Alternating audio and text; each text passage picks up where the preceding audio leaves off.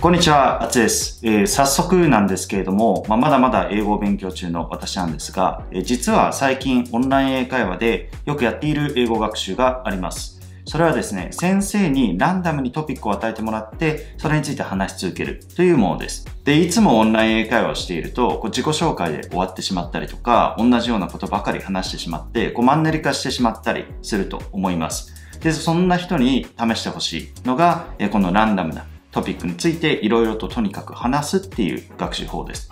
で、今まで考えたことがないことについて話したり、使ったことのない表現を使うみたいな、こういう貴重なね、学習の機会っていうのを得ることができるので大変おすすめです。で、今回は私がいつも使っているオンライン英会話のCamblyで、この練習をしている様子を字幕付きで作成しました。30分ぐらいの会話を15分ぐらいに短縮したものなんですけれども、たわいもない話から、人生にまつわる話まで、いろいろとね、しています。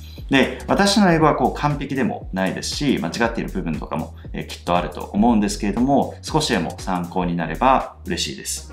それでは少し長い動画になるんですけれども、オンライン英会話がマンネリ化している人や、オンライン英会話をより効果的に使いたいなと思っている人に参考にしていただければと思います。それではご覧ください。どうぞ。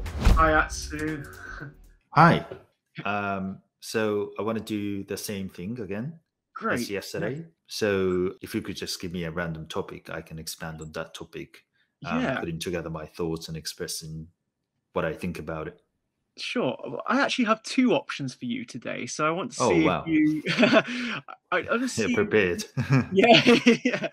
I'm intrigued to see if one you like more than the other. So I'm just going to pitch both of these to you to see what you think. First one was I'm kind of interested about the influence of social media on society and kind of Mhm. how it affects you and everything you do, especially being in the world of YouTube. I'm kind of intrigued how it personally affects you. For example, you know how Instagram, sometimes people Mhm. suffer um kind of not depression, but they might feel down that they don't get the likes they want, or they might feel like some kind of stress from not getting their hard work paying off almost. And so that's one of the ideas I had about perhaps the influence of social media on us as individuals. And the other question that I had was I was intrigued about uh, your childhood and how it differs to my childhood. I think that might be quite interesting as well. But I'm going to Right. leave it up to you in case one of those is more interesting to you than the other. Nice.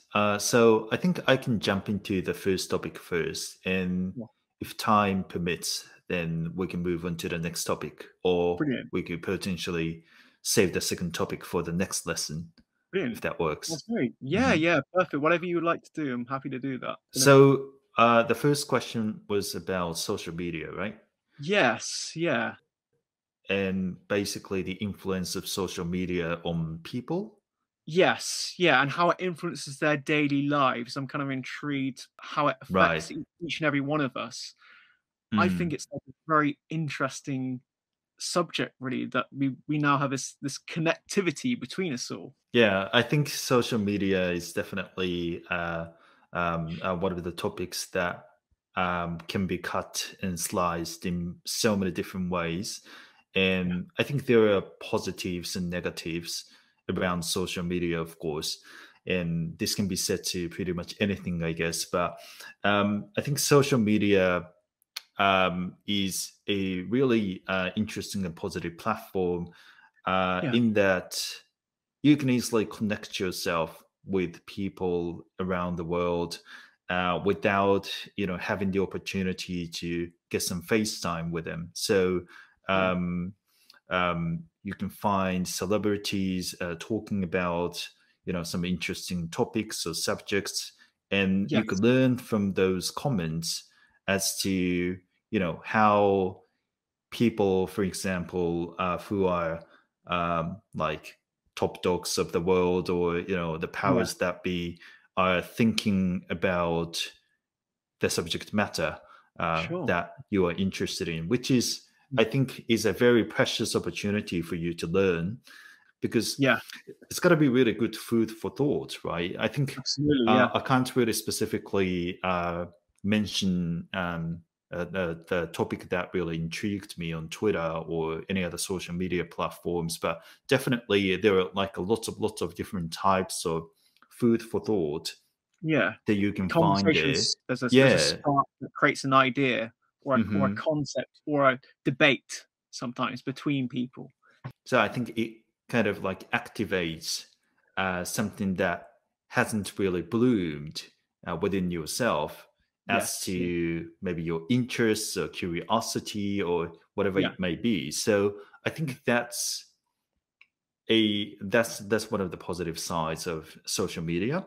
But the negative side of it is, you automatically get exposed to people arguing about certain things that you don't even care about, but you end up kind of subconsciously always thinking about things that people are really having an argument about. And exactly. it could be sometimes negative, because no matter how much you think about the topic, there is nothing you can get out of it, right? And also I think it made our true nature really visible in many ways.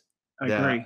People have this evil side oftentimes. Even someone seemingly really kind and nice could show a bit of an evil side sometimes.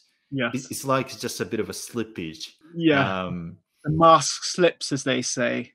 And then put it back straight away. But which is, I think, good and bad. Like I think you could, consider it to be like nice wake up call that you can't really rely on people all the time. And people are people. We are all like animals who can get really aggressive, who can get really emotional sometimes, not all the time logical. You've got to be very careful online, but it's great because you have this opportunity to argue your point and talk about this, and I think that's a really great opportunity, in my opinion. Just one tiny tweet could open up a can of worms, right? Because absolutely, I think there's an inherent feeling where we want to say, I don't like social media, because people always think of the negativity first of all. Now, if I think about social media, how it affects me, it's mostly a positive experience. I for example, I'm an artist, and I might post a new piece of artwork and I don't get the reception that I hope to get. That can be like a sad feeling, but also it's kind of great when it goes right. Like, it's a good feeling, but I accept that not everybody's always going to see your post on Instagram, for example. It's just the way the algorithm goes sometimes. It's difficult. Algorithm is definitely one, but it's a lot to do with your thumbnail and also the title as well. So at the end of the day, it's your fault if it doesn't go down well, because algorithm definitely considers those elements, and like you've got to think in advance, what would go viral, considering the elements or factors that they consider in recommending videos. And also you've got to understand the psychological aspect of the potential audience, right? What sort of videos they might be interested in watching, and you've got to think about them. So I think at the end of the day, it's my bad if I if I couldn't make the video successful. But I like the thought process that's involved in posting videos and maintaining the quality of my channel. And at the same time, I have this dilemma that when I post something that is very useful and like technically advanced and will be really helpful, like if they get to know about them, sometimes there is a significant gap between the demand and also the content that I want to create. Know what I mean? Like the more it gets technical, the less views it gets, of course. Yeah. But Yeah. but I think the technical side is more valuable compared to something that is a bit more clickbaity and kind of Yeah. shallow when it Yeah. comes to the content. And But there's a lot of clickbait stuff out there, so it's quite not refreshing to hear you say that as well, that you like to spend time on the more technical aspects as well. That's really interesting. so you've got to have this, like, you've got to strike this balance of Yeah. quality and like marketing aspect, which is frustrating sometimes, but also a challenging and interesting side of running a YouTube channel. So I kind of enjoy that. Something that struck me was your honesty about something you said a moment ago. Now, you said if the video doesn't do as well, it's all on me. Now, I kind of, at the risk of using the word again, I find that refreshing because I see lots of content creators complain about how, their videos aren't doing very well, or, whatever it is. I think it's easy to get into the trap of blaming other people when sometimes the power to change that and shape your audience and mold it in some way and show what you want to people is in your hands. There's no good complaining about saying, oh, my fans have let me down, or my followers have let me down. It's there's like a bigger picture to all of this, I think. Yeah, it's almost like you are imposing your values, but I think you've got to accept the fact that your videos didn't go down well, and it's you who created the video and who set the thumbnail and who set the Yeah. title. It was you, so it's not a fault of the audience, but it's the fault of the creator. I think I'm a kind of a person who wants to have all the responsibility, because if I have this room for shifting the blame, then that means that there is a lot more uncontrollable factors in your success.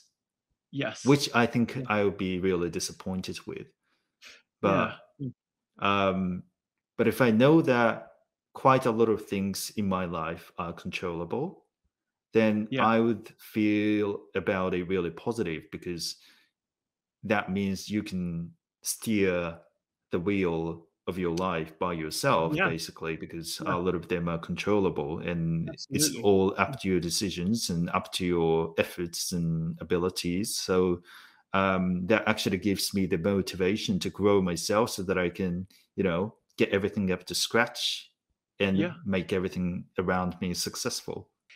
It's all like a learning curve, really. The whole process of anything creative. You're in a world of creativity, so the sort of struggles and strains that you have to go through, and the hoops you have to jump in order to get where you are. And I think that's fascinating, personally. And it's not just the content that involves creativity, right? It's also the strategy and tactics that you take that involves creativity. So you can maximize the number of audience and the number of people who come to your content. So every single step that you take in the process of making this successful, or the way you want it to be, involves this like high level of creativity, which I didn't really feel when I was working for a big corporation, because when I was there, everything had clear instructions, which is great. Way that you don't really have to think about it. You can just go on autopilot, not really thinking about it. But at the same time, like I said in the previous lesson, you can be easily made redundant.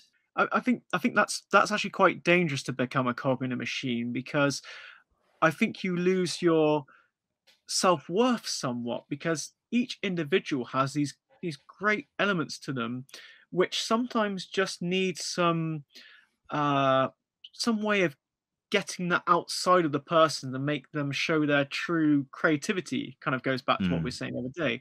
Now, I think it's hard for people to show this sometimes, but I always believe that people, if they can follow their dream job, if you can make it happen, I know it won't always happen, but if you can keep on striving to make your dream job happen, it's something that's really worth fighting for. And for example, you fought for it as well. And I'm sure you feel a lot happier in yourself for following this dream somewhat. I have this strong feeling that I'm creating my own life by myself. Like rather than letting my life in the hands of someone else and like having them direct the course of my life, the time we have is quite limited, right? So exactly. It's all about how we can effectively and efficiently distribute the limited amount of time and resources we have to maximize your happiness, euphoria. So, and in order to achieve that, I think, letting people control your life is not, I think, the right solution to it. So, yeah, I agree. So you being an artist, for example, you are, having this great freedom to express yourself, and it's such a precious thing. And it's difficult to encourage people to do that because, it's very difficult to measure the value of it. Usually, we use money to gauge the value of things, but, being able to do what you truly love is not something that is measurable in a monetary form. So I hope there is a good way to quantify the value of having this freedom. Yeah, it's like worth of life and the worth of work somewhat. It's basically, I really do believe this. If you really want to do something in life, number one, try to do it. But number two, if another job comes along that doesn't make you happy, then okay, the other job might pay less, but mental health, for one thing, is very important. You want to be in a good frame of mind, doing something you enjoy. Now, money can't really buy that. I know you can make a wage, but money can't buy that feeling you have when you feel like that elation of doing something wonderful that makes you happy and gives you like the feeling of endorphins in your body, like yes, I've achieved this. Running out of time, so thank you so debate. much again, and maybe next time we can talk about our childhoods and make a comparison to see if there is anything interesting around it. Sounds great, Atsu. Yeah, thank you for the conversation. I enjoyed that. I look forward to seeing you again.